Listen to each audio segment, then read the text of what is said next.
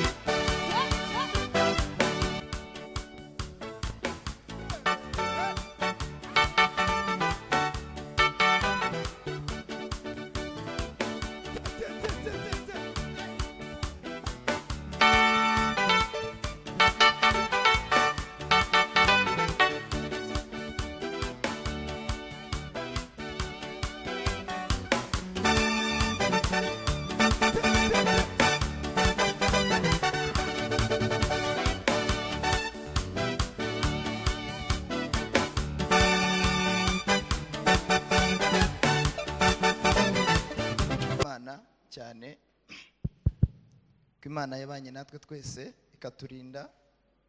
Ndashimira kandi by'umwihariko abayobozi bacu abashumba bateguye umugoroba kugira ngo tuze imbere y'Imana dusenge. Namwe ndabashimira kuko mwaje. Haleluya. Mugaruke rero, mugaruke tuganire ijambo ry'Imana. Nitwa Vedaste Ntakimana, mbarizwa i Gatare, ni muri Kicukiro. Tugiye gusoma ijambo ry'Imana kugira ngo ritubere inkingi tuza gutahana mu gihe cyo gutaha. Turasoma ubutumwa bwiza bwa Yesu ko bwanditswe na Yohana igice ni cya 5. Turasoma umurongo umwe gusa w'8. Mufate Bibiliya tugiye gusoma Yohana 5 umurongo w'8. Haranditswe ngo Yesu aramubwira ati byuka wikorere uburiri bwawe ugende. Reka nsubiremo. Yesu aramubwira ati byuka wikorere uburiri bwawe ugende. Reka nsubire mu bwa gatatu. Yesu aramubwira ati byuka wikorere uburiri bwawe ugende. Nimunyikirize muvuge ngo amen. Mwese munyikirize muvuge ngo amen. Yesu aramubwira ati byuka wikorere uburiri bwawe ugende. Ubwo ndimumenye umuntu Yesu abwiye ni wowe, ni wowe. Korodi ni wowe. Ni wowe, ni wowe. Ukome mu gituza uvuga ngo ni njye Yesu abwiye. Iri jambo nduriha abandi ni wowe.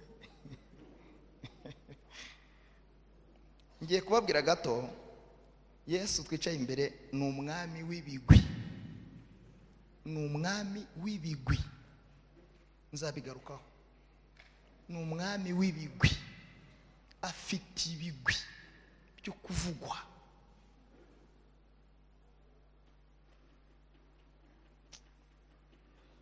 Mumukomera amashyi.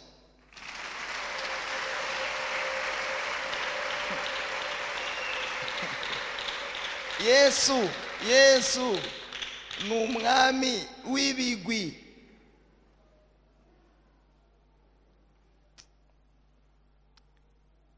uyu murwayi bakunda kumwigisha cyane, nanjye hari ibyo nzi kuri we. Yaragagaye arahubangana asigarana ingingo 3 gusa.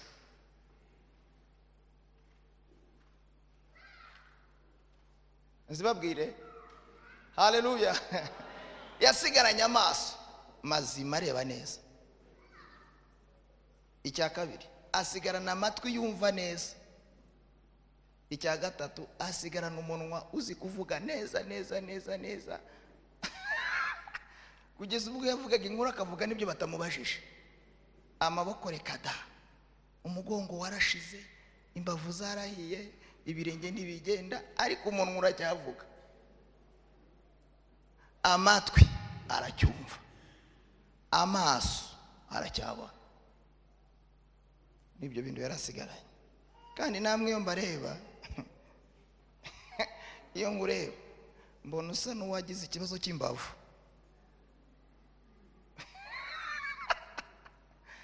Hari abantu baryama batabishaka, bataryamishijwe no gusinzira, igihe kikakuryamisha ukaryama abandi babyutse,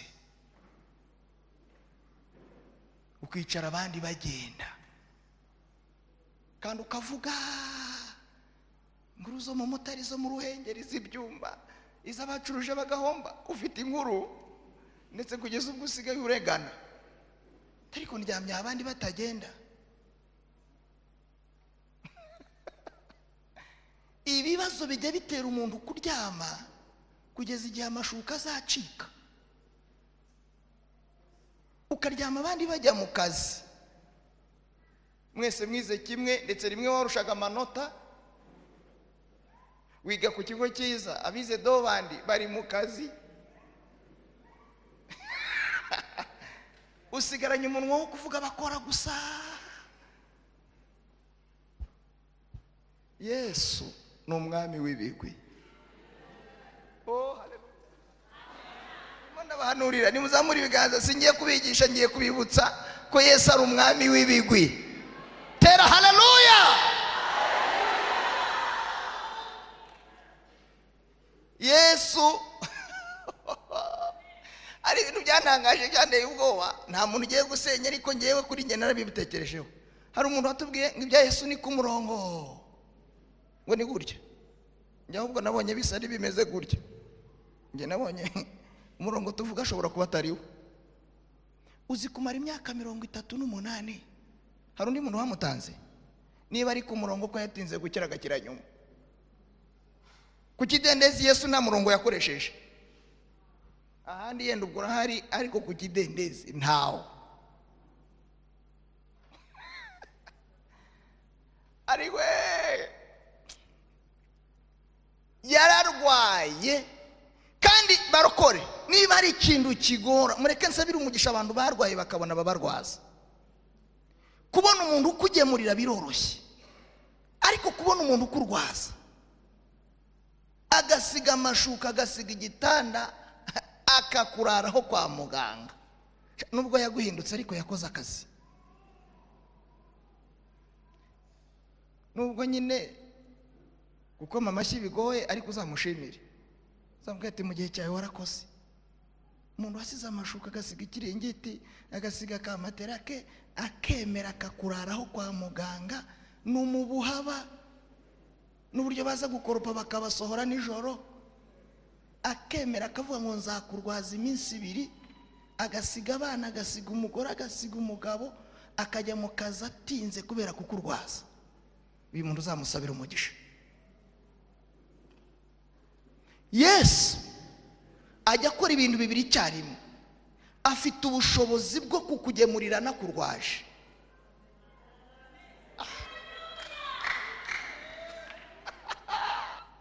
Afashirwa none akavuga imbagazi.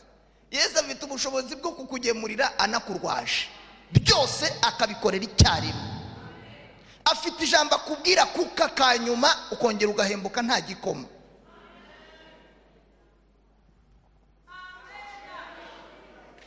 Ko mutazamura amaboko, muzamurira Imana ibiganza. Uyu murwayi yari afite amaso yo kureba abakire. Beruka kuba ndi mwiteraniro umuntu avuga ubu ishimwe neza arishyira kuri gahunda, aravuga ati ngewe ndashimira Imana kuva nashaka sinigeze ngira icyifuzo cyo gusengera urubyaro.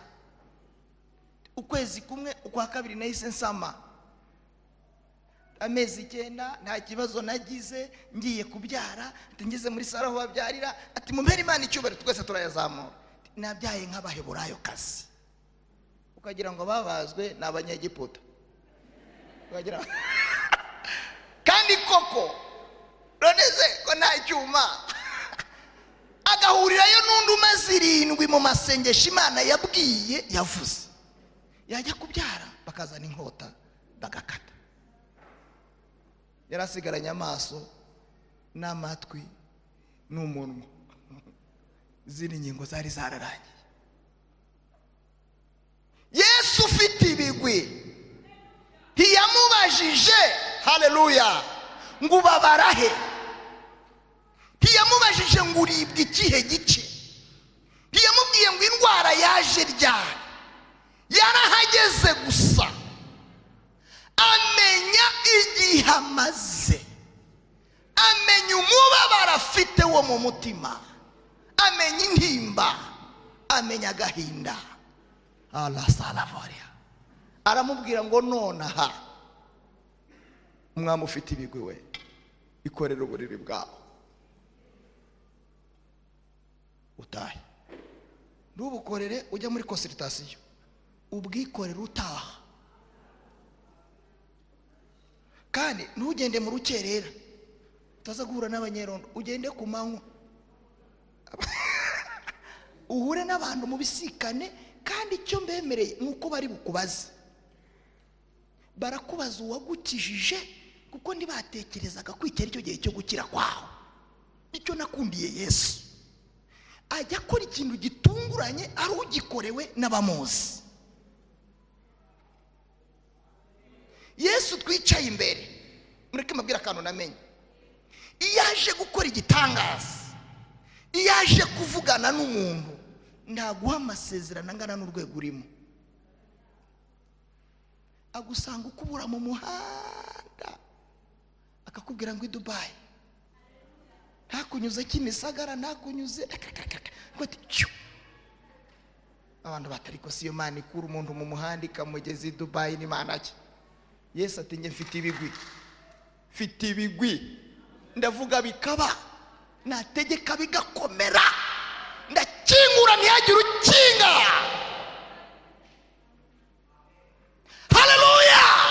Yesu afite ibigwi, afite ibigwi. Ajya afata imfubyi buri itagira uwo yatakira. Ndiyinyuze ngo nzabanza nguhe marene, nzabanza ngushakire shangazi, ikamubwira ngo uzaba hejuru, tuzaba hasi, uzaba umutwe, tuzaba umurizo, bazakuguzaho, tuzabaguriza. Yesu we n'umunyabigusha ndafashijwe. Nimuhoberane nsenge, nimuhoberane nsenge, mubwire ngo Yesu twicaye imbere n'umunyabigwi. Nimudahoberana muramufitanye ikibazo, ni protokole y'Imana yatumye mwicarana, ndi warubizi. Mubwire ngo Yesu twicaye imbere ni umwami ufite ibigwi. Afite ibigwi, akiza indwara ntagucyurire. Zamura ibiganza umushimire, haleluya. Afite ibigwi, twamuvugaho nijoro, twamuvugaho ku manywa. Abisirayeli bageze ku nyanja basanganye bari kumwe n'umwami ufite ibigwi, arabwira ngo ngenge nambutse abantu nta kiraro, nge nambutse abantu nta kiraro, nta muganda, mwitinya, mwihagararire gusa, muri kumwe n'umwami ufite ibigwi. Mana we, muhombeke ku maso dusenge. Umwami wacu afite ibigwi. Nugenda usohotsa, ugenda ubirepeta, nuhura n'ikikunyeganyeza urepete. dayimoni niyongera kugusakuriza umubwire ngo umwami wanjye afite ibigwi. Uko yahozeho kera n'uyu munsi niko ari. Ntajya asaza, ntajya ahinduka. Afite ibigwi byo gukiza indwara za kera n'iza vuba. Afite ibigwi zo kwishyura amadeni ya kera n'aya vuba. Afite ibigwi.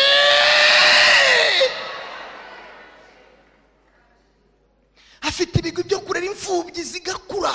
Sinona bitangiye yarabihoranye. Mwami afite ibigwi. Mana turagushimiye.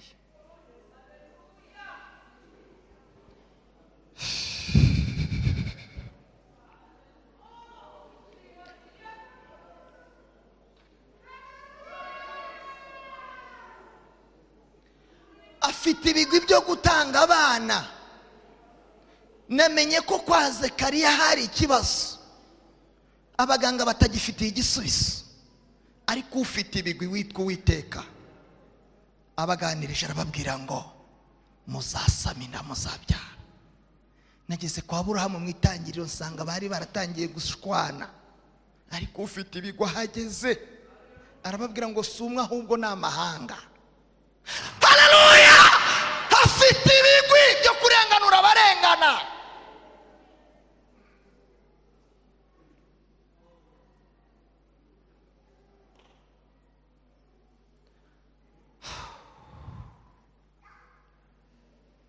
Yesu we. Yosefu yageze mu rugo barenganijwe n'abatakekaga. Ufite ibigwi amusangamo, aramubwira ngo amaboko agutaye munsi yazakuzamura.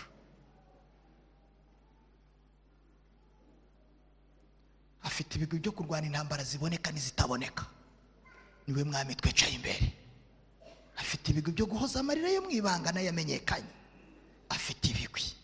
Kuri uyu mugoroba turi sejemu dutangaje ko umwami wacu ari umwami ufite ibigwi. Ni umwami ujya urema amateka karemeka. Ni umwami uvuga bikaba, yategeka bigakomera. Ni umwami ugera mu muryango hari akavuyo ibintu bikajya kuri gahunda. Ni umwami ujya utanga akazi nta kizamini twakoze. Ni umwami.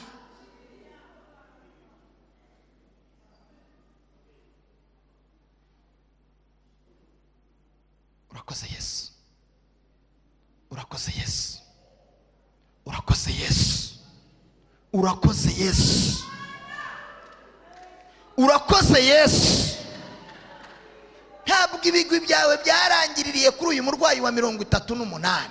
No muri riteraniro urimo uragaragaza ibigwi byawe. Witeguye gukiza indwara zikomeye n'izoroshye, iz'abantu bazi n'izo batatuzimo. Ufite ibigwi mu kurwana intambara. Warwaniriye Yehoshafati, amahanga 3 yamuteye. Yehoshafati araririmba gusa, umunyabigwi araseruka aramubwira ngo urugamba si urwawe ahubwo ni urw'Uwiteka. Kuri uyu mugoroba tugiye gutahana ijambo rivuga ngo umwami wacu ni umunyabigwi. Tukuramburiye amaboko muri iteraniro Yesu.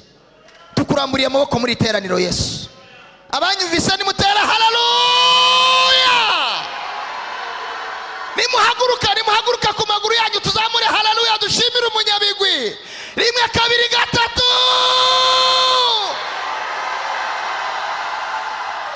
Ongera uzamure haleluya. La.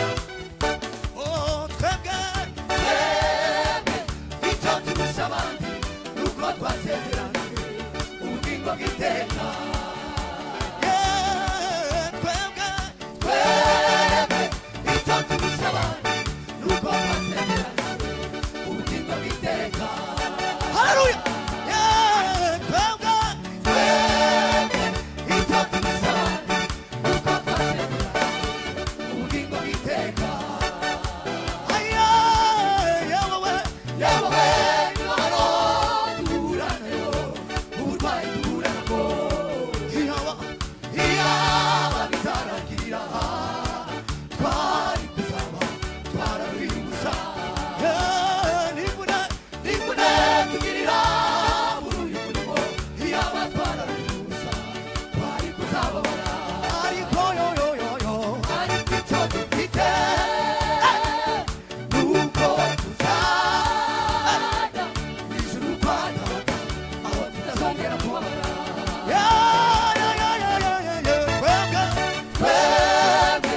icyo turusha abandi nuko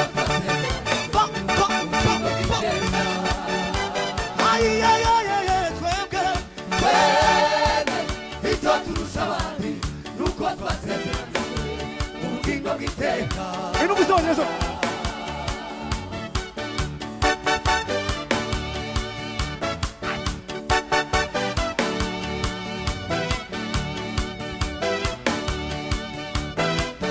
twese ni ukwituma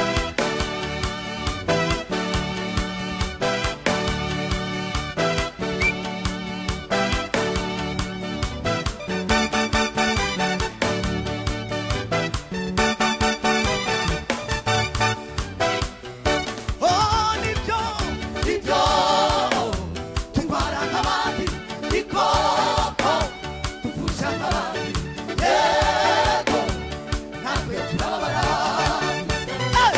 abo banyamahanga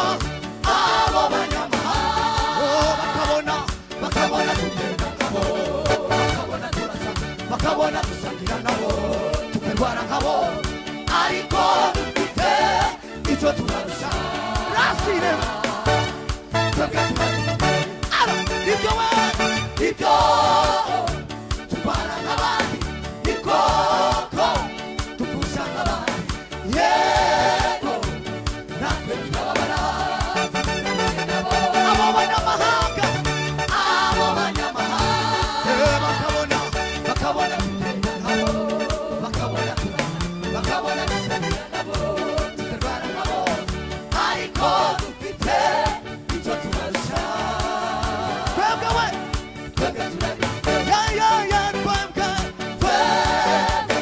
icyo turusha abandi nuko twasezeranijwe ubugingo bw'iteka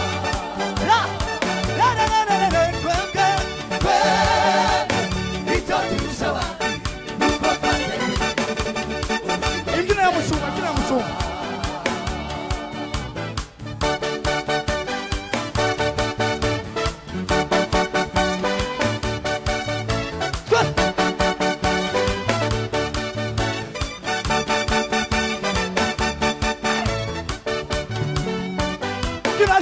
shemu